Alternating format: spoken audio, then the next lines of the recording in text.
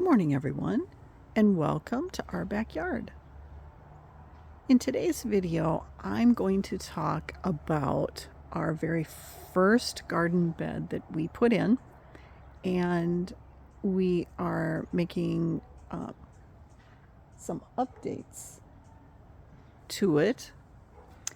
And then I'd like to share with you some of the plants that I just got from my favorite nursery. My name is Crystal, and I garden in Zone 9, south of Houston, along the Texas Gulf Coast. And we have typically very high temperatures and high humidity in the summer. We can get lots of rain, deluges at time. We have heavy clay soil and conditions that make it difficult for a lot of plants, especially those plants that can't grow in high heat and humidity. We also have a very long growing season. Although we have had a freeze once in the last 3 years, meaning every year for the last 3 years, in the past there have been seasons where we have not frozen. So I hope that the last 3 years are not indicative of what we're going to have, but we've had polar vortexes come down and we've gotten really cold. Some of the coldest temperatures in the winter that I have experienced ever since being down here. And I've been down here for 39 years now. So it is interesting. And those temperatures usually happen one time and then it's done, but it's enough to where your garden has been affected. So anyway, let me get closer to the north bed.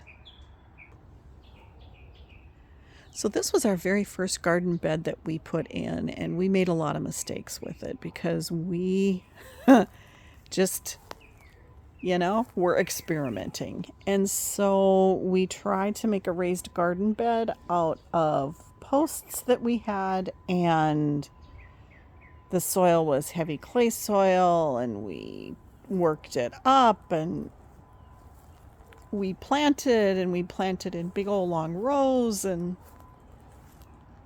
we had a lot of loss this year. And so my husband raised up the bed. Look at that. Isn't this cool?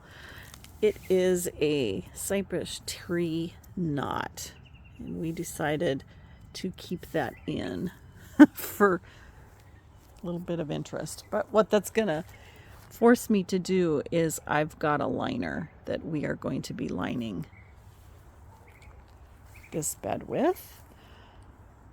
But I had a lot of loss this year. And so in this bed, I had coneflower. I had lots of bronze fennel. I had a row of blue salvia that was not native. I had milkweed. And then on the end here, I had 2 maraschino bush salvia plants.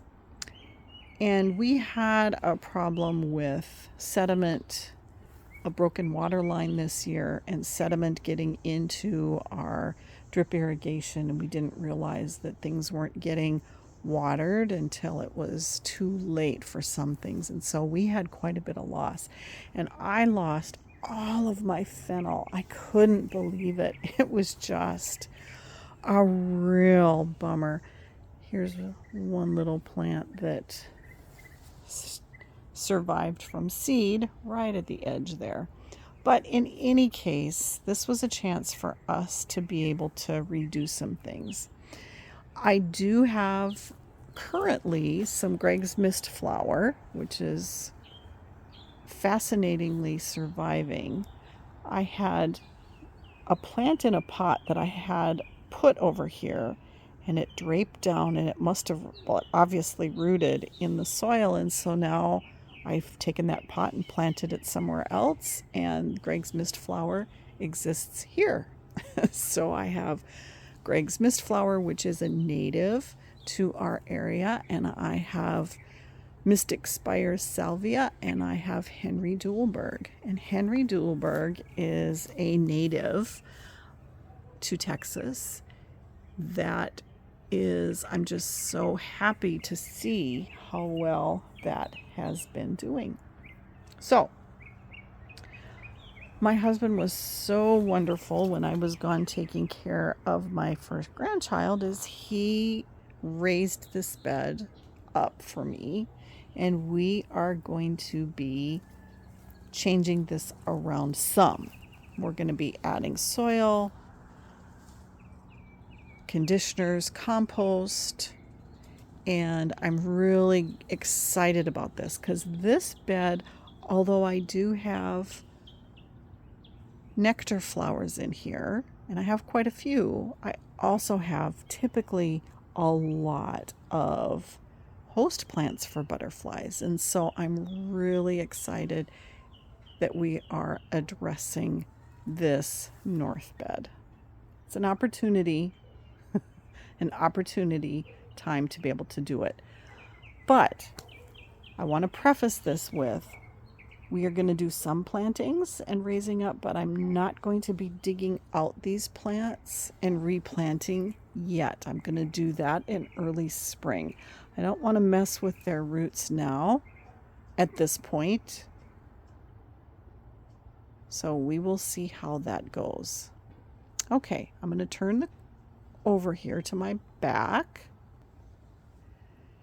And I was so excited because when I went to my favorite nursery, they had these plants. And I can't find them readily. And these are Dutchman's pipevine, Fimbriata, aristolochia. And this pipevine grows so well for me.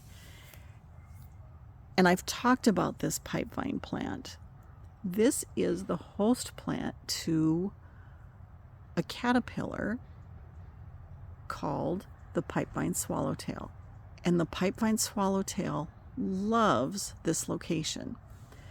This aristolochia fimbriata, or this white vein Dutchman's pipevine, is a ground cover. And it gets some morning sun, but it gets quite a bit of shade, and it does really well in this location. And so when I found these at my favorite nursery, I was so excited because it really is difficult for me to find this particular host plant. And so I'm going to extend this garden bed, and so I will have more of a plot, if you will, along this edge. These host plants have done really well for me. And I have pipevine swallowtails in my garden all the time because of this. So, fascinatingly for me, this gets eaten down multiple times a year, down to nubs, and it just pops back so quickly from the roots. And I'm just so pleased. I don't know how many times this has got eaten down. And so the more plants I have, the more availability that I have for these beautiful black and iridescent blue butterflies, the pipevine swallowtail. So I have more success with this ground cover than I do with this climber. And this climbing pipevine is called the woolly Dutchman's pipevine, or the Fimbriata tomentosa. And it is kind of on the edge for me. It is native to Texas, but it is rated to a zone 8, and we get a lot hotter than that. And so it doesn't do the best for me, but it does survive. I have had caterpillars on it, but this ground cover does so much better for me. So if you are in the Houston area looking for this particular plant, I highly recommend going to Enchanted Gardens southwest of Houston, which is my favorite nursery. And they had quite a few of these plants. I purchased 5 of them.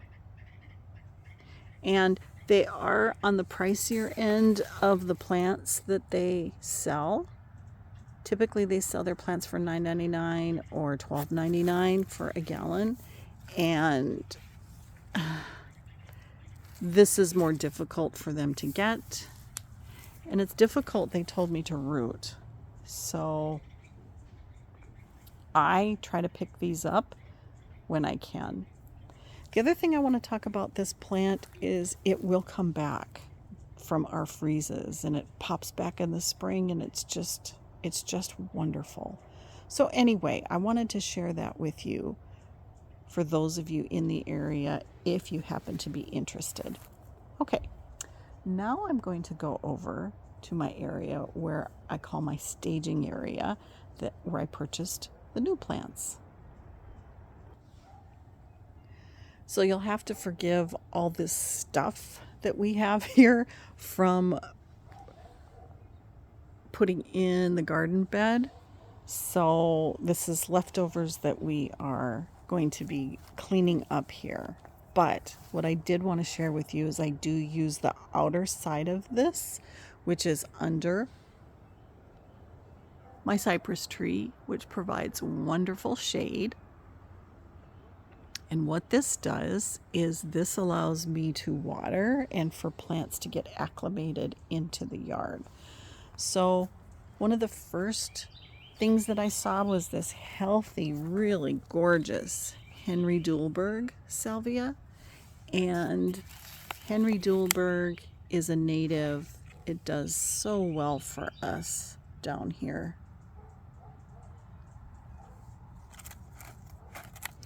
It is, you can see all the buds on it. So I'm real excited about that. I have shared with you on the channel that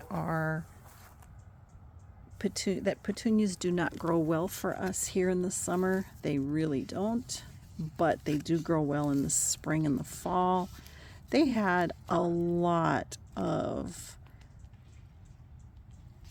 proven winners, Supertunias. This happens to be Supertunia Vista Bubblegum. They also had Jazzberry, and the one thing about it is you can get this gallon for $9.99, and it's going to provide a nice pop of color when things start to fade out. One of the staples that I have in our winter garden is snapdragons do well down here, and so do violas. And I choose violas over pansies because violas are more readily visited by butterflies and pollinators than pansies. And so I will get violas and put those in the winter. And then they had a wonderful, just a lot of these gorgeous bronze fennel, and I was so excited because I lost mine. And so I think I have 9, 1, 2, 3, 4, 7, 8, 9, maybe 12 plants, 10. Anyway, I was real tickled to get all of this fennel. And I also got some rue. I lost my rue this year that I've had for 3 years, and that succumbed to our issue with our watering. And rue can cause skin irritation, so you're supposed to wear gloves when you work with it. But this is a host plant to the eastern black swallowtail, and the giant swallowtails will use it in a pinch. And I've had on my rue both of them lay eggs, and rue has successfully nurtured both of those caterpillars. And so I was real excited to see this gorgeous and healthy rue. And I have 3 plants here that I'll be planting in the ground. And then Sweet Alyssum does really, really well here. This one happens to be Snow Princess, and I get this every year from Proven Winners. It does so good. It is a lobularia hybrid, and it smells beautiful. It trails. I usually put it in hanging baskets, and I'll put those in with violas or some of our other winter performers, and it just does so well. So when I saw this, they're a little bit on the little side, but it's just the beginning of cooler, a little bit cooler temperatures for us. So these were just starting to be put out. So I was excited to get these. And then on a whim, I did purchase this unique celosia. Now celosias only do well in the summer.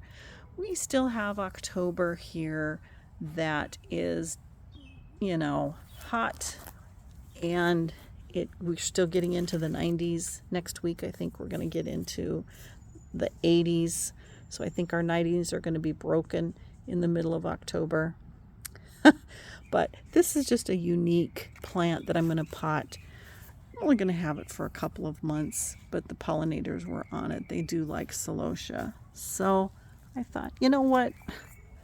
They're only $1.99, and I like the color. I'm going to put that in a container that I have. And I think that's going to look pretty with my yellow Esperanza. So anyway, I had a really good, lots of success with the new plants. And I mentioned some of our overflow things here. I've got the liner that we're going to be putting in the new bed, and I'm real excited. Well, I don't mean new bed. I mean our existing bed that's getting a makeover. Well, thanks for joining me today.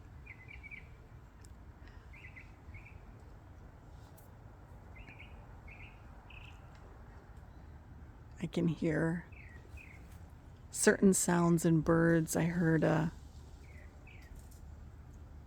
one hummingbird earlier.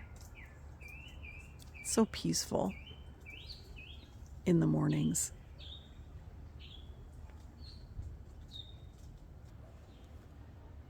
Well, I hope you have a wonderful day today.